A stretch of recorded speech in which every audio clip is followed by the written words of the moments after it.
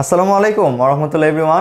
Friends, আমাদেরকে যদি কেউ বলে যে তোমার নিজের সম্পর্কে কিছু বলো বা tell me something about yourself, অথবা যদি বলে যে তোমার নিজের পরিচয় দাও, তাহলে আমরা দিতে পারবো না? হ্যাঁ, অবশ্যই পারবো।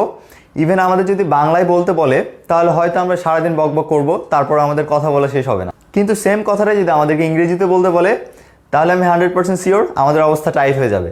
সো ফ্রেন্ডস, আমাদের এই অবস্থা যাতে টাইট না হয়, তার জন্য আমাদের আজকের এই ভিডিও। ফ্রেন্ডস, আমরা যে কোনো জায়গায় যে কোনো পরিস্থিতিতে নিজের সম্পর্কে কিছু যেন বলতে পারি, সেজন্য আমি একটা সাধারণ প্যাটার্ন, সাধারণ স্ট্রাকচার আপনাদেরকে আজকে দেখাবো।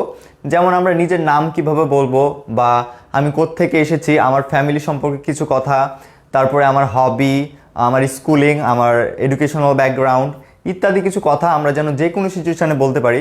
যেমন সেটা জব ইন্টারভিউ হতে পারে, সেটা প্রেজেন্টেশনের জন্য হতে পারে, সেটা যে কোনো জেনারেল সিচুয়েশানে হতে পারে। এক কথা, আমি নিজের সম্পর্কে যেন কিছু বলতে পারি গুছিয়ে, সুন্দরভাবে, খুবই সহজেই, এবং অনেকগুলি স্ট্রাকচার আমি আপনাদেরকে আজকে দেখাবো। আপনাদের যেটা ভালো লাগবে সেটা সিলেক্ট করে আপনারা নিজে প্র্যাকটিস করবেন। So friends, let's get started. So viewers, আমরা প্রথমে দেখব যে আমরা নিজের নামটা কীভাবে বলবো। আমরা তিনভাবে নিজের নামটা বলতে পারি। যেমন আমরা বলতে পারি my name is Shadab Khan, my name is Shadab Khan. এইভাবে আমরা বলতে পারি যে আমার নাম হলো সাদাব খান। অথবা আমরা বলতে পারি I am Shadab Khan, I am Shadab Khan, যে আমি হই সাদাব খান। অথবা আমরা বলতে পারি this is Shadab Khan, this is SK, not Shahrukh Khan, it's Shadab Khan. আমরা এভাবেও বলতে পারি। তাহলে আমরা তিনভাবে আমাদের নিজের নামটা বলতে পারি। একটা হচ্ছে কি my name is Shadab Khan, I am Shadab Khan, এবং হতে পারে দিস ইজ সাদাব খান। তাহলে এটা হচ্ছে আমরা কীভাবে আমাদের নাম বলবো সেটা দেখলাম। এবার আমরা দেখব আমরা কোত্থেকে এসেছি, আমাদের বাসস্থান কোথায়, বা আমরা কোথায় বর্তমানে বাস করছি, এই সংক্রান্ত তথ্যগুলো আমরা কীভাবে বলবো। সো ফ্রেন্ডস, আমরা যেটা সাধারণত দেখে আসি, আমরা এই দুইটা ফর্মই বেশি ইউজ করি, এই দুইটা স্ট্রাকচার বেশি আমরা ইউজ করি। ছোট থেকে আমরা এই দুটো দেখে আসছি। যেমন I am from Dhaka, I am from Mumbai, আমি ঢাকা থেকে এসেছি, আমি মুম্বাই থেকে এসেছি, বা আমি ঢাকায় বাস করি। অথবা আমরা বলতে পারি কি I live at Mirpur in Dhaka, আমি ঢাকার মিরপুরে বসবাস করি। তাহলে আমরা বলছি কি I live at Mirpur in Dhaka. তাহলে আমরা ছোট স্থানের পূর্বে অ্যাট দিচ্ছি এবং বড় স্থানের পূর্বে ইন দিচ্ছি। এটা আমাদেরকে খেয়াল রাখতে হবে। আমাদের প্লেসটা যদি ছোট হয় তাহলে আমরা দেবো অ্যাট, একটা যদি নির্দিষ্ট পয়েন্ট বা ছোট হয় জায়গাটা, আর আমাদের জায়গাটা যদি বড় হয় বা যেখানে আমরা বাস করছি সেই স্থানটা যদি বড় হয়, তাহলে আমরা দেবো ইন। সো এটা আমরা বলতে পারি I live at Mirpur in Dhaka, আমি ঢাকার মিরপুরে বাস করি। অথবা আমরা বলতে পারি আই রিসাইড ইন, অ্যাকচুয়ালি এটা রিসাইড না, এটা হবে রিজাইড, অর্থাৎ এখানে এসের উচ্চারণটা আমাদেরকে জয়ের মতো করতে হবে, জ। So I reside in Dhaka, অথবা আই রিসাইড অ্যাট মিরপুর, আমি মিরপুরে বাস করি, অথবা আমি ঢাকায় বাস করি। সো আই রিসাইড ইন অথবা অ্যাট, তারপর আমাদের স্থানের নামটা আমরা দেবো, কোথায় আমরা বাস করি। এরপরে কি আছে? এরপর আছে I dual in Dhaka, I dual at Mirpur, আমরা যে কোনো একটি স্থানের নাম দেবো সেখানে। তাহলে ডুয়েল মানে হচ্ছে আমাদের বসবাস করা। আমরা এটাকে ডুয়েল উচ্চারণ করতে পারি, ডুয়েল, নট ডিওয়েল, এরকম না। এটা আমরা বলবো ডুয়েল, অথবা আমরা বলতে পারি টুয়েলভ। আমার মনে হয় ডুয়েলটা আমাদের জন্য একটু সহজ হবে। সো আমরা ডুয়েলটা বলবো। এটা হচ্ছে আমাদের। তারপরে দেখি আমরা I am basically from Rajshahi but currently residing in Dhaka. এটা আমরা কখন বলবো? এটা আমরা তখন বলবো যখন আমার জন্মস্থান এক জায়গায়, বা আমি থাকি এক জায়গায় কিন্তু বর্তমানে আছে আরেক জায়গায়। যেমন এখানে বলছে I am basically from Rajshahi, যে আমি মূলত রাজশাহীতে জন্মগ্রহণ করেছি বা রাজশাহীতে বসবাস করি, but currently residing in Dhaka, কিন্তু বর্তমানে আমি ঢাকায় আছি। আমার মূলত জন্মস্থান বা মূলত আমি থাকি রাজশাহীতে, কিন্তু বর্তমানে আছি আমি ঢাকায়। তাহলে এরকম ক্ষেত্রে আমরা বলবো I am basically from Rajshahi but currently residing in Dhaka. Residing, not residing না, এটা হবে রিসাইডিং। তাহলে আমরা আরও বলতে পারি কি I am basically from Comilla, আমি আসলে কুমিল্লা থেকে, but currently residing in Dhaka, কিন্তু বর্তমানে ঢাকায় বাস করছি। তাহলে এইভাবে আমরা এটাকে বলতে পারি। আরও বলতে পারি আমরা কিভাবে, আই কাম ফ্রম ঢাকা, আমি ঢাকা থেকে এসেছি। আই কাম ফ্রম রাজশাহী, আমি রাজশাহী থেকে এসেছি। So I come from, I belong to XYZ, এভাবে আমরা বলতে পারি I belong to XYZ, I belong to Dhaka, I belong to Rajshahi. এখানে আসলে XYZ দিয়ে আমি যে কোনো একটি স্থানের নাম বলতে চাইছি। So I belong to Rajshahi, আমি রাজশাহীতে বসবাস করি বা আমি রাজশাহীর ছেলে। আই বিলং টু ঢাকা, আমি ঢাকার ছেলে। আই বিলং টু সিলেট, আমি সিলেটের ছেলে। তাহলে কি আর কি হতে পারে? I hail from XYZ. I hail from XYZ. I hail from Dhaka, আমি ঢাকায় থাকি। I hail from রাজশাহী, আমি রাজশাহীতে থাকি। তাহলে এইভাবে অনেক রকমভাবে আমরা বলতে পারি। আমরা আসলে বেশিরভাগ ইউজ করি এই দুইটা, যে I am from ঢাকা, আর আরেকটা হচ্ছে I live at বা in ঢাকা। তাহলে আমরা আসলে এই দুইটা বেশি ইউজ করি, বাট আপনারা দেখেন আরও কত রকমভাবে এটাকে বলা যায়। ভিউয়ার্স, এবার আমরা আমাদের ফ্যামিলি বা পরিবারের পরিচিতিটা কিভাবে দেব, আমার পরিবার সম্পর্কে কিছু কথা কিভাবে বলবো। সো ফ্রেন্ডস, প্রথমে আমরা শুরু করতে পারি, ours is a joint or nuclear family. অর্থাৎ আমাদের পরিবারটা যদি জয়েন্ট ফ্যামিলি হয়, যৌথ পরিবার হয়, তাহলে আমরা জয়েন্ট দিব। আর যদি আমাদের পরিবারটা নিউক্লিয়ার ফ্যামিলি হয়, একক পরিবার হয়, তাহলে আমরা দিব নিউক্লিয়ার ফ্যামিলি। তাহলে আমাদের অ্যান্সারটা কী হতে পারে, আমরা এভাবে বলতে পারি, ours is a joint family অথবা ours is a nuclear family. আমাদের ফ্যামিলিটা কিন্তু আসলে উচ্চারণটা ফ্যামিলি না, আমরা ফ্যামিলি বলি, কিন্তু উচ্চারণটা হবে না, আমাকে বলতে হবে ফ্যামিলি। ফ্যামিলি ধরতে হবে যে আইটা না, এখানে আইটা নেই, তাহলে family. Ours is a joint family, এইভাবে। তারপরে আমরা দেখি কি আছে, there are 5 members in my family. There are 5 members in my family, যে আমার পরিবারে 5 জন সদস্য আছে। আপনাদের পরিবারে যদি 7 জন থাকে তাহলে বলবেন there are 7 members in my family, there are 8 members in my family. এটা ডিপেন্ড করবে আপনার পরিবারের ওপর।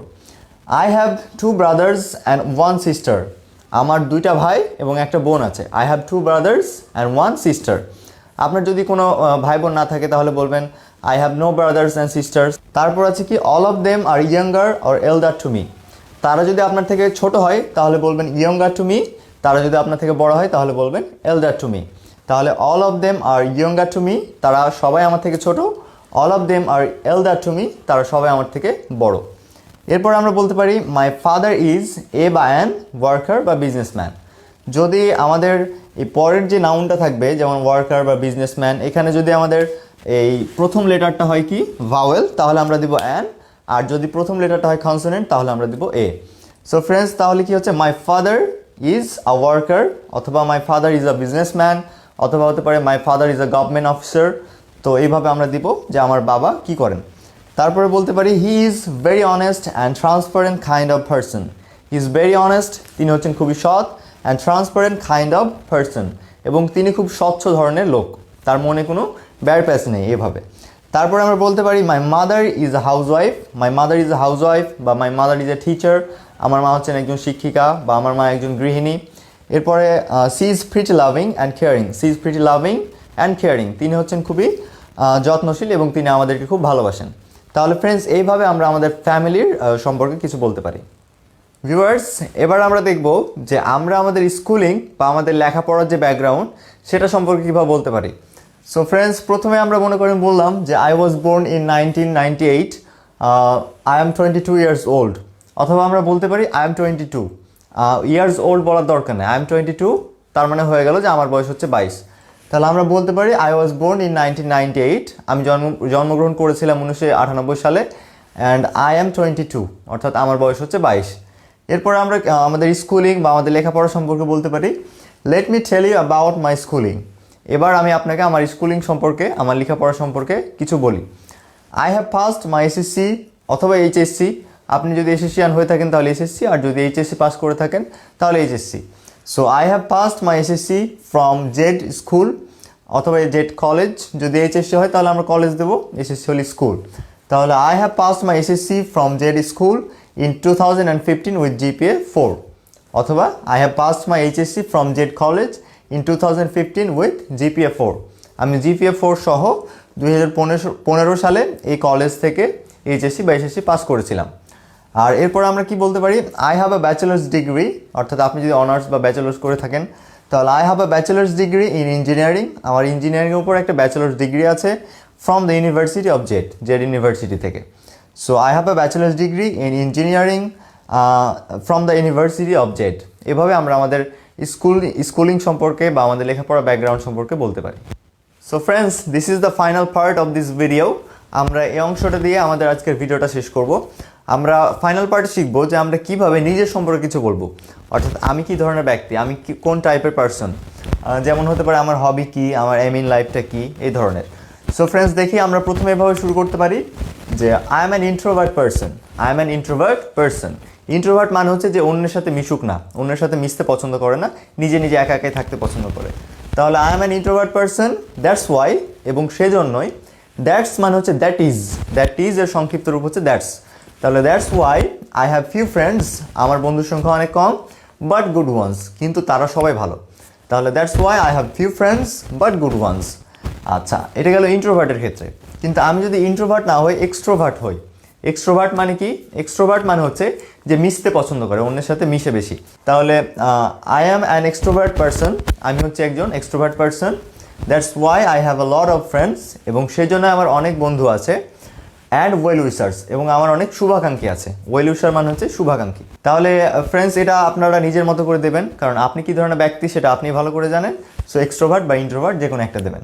এরপরে দেখেন কি বলছে, my hobby is dash dash.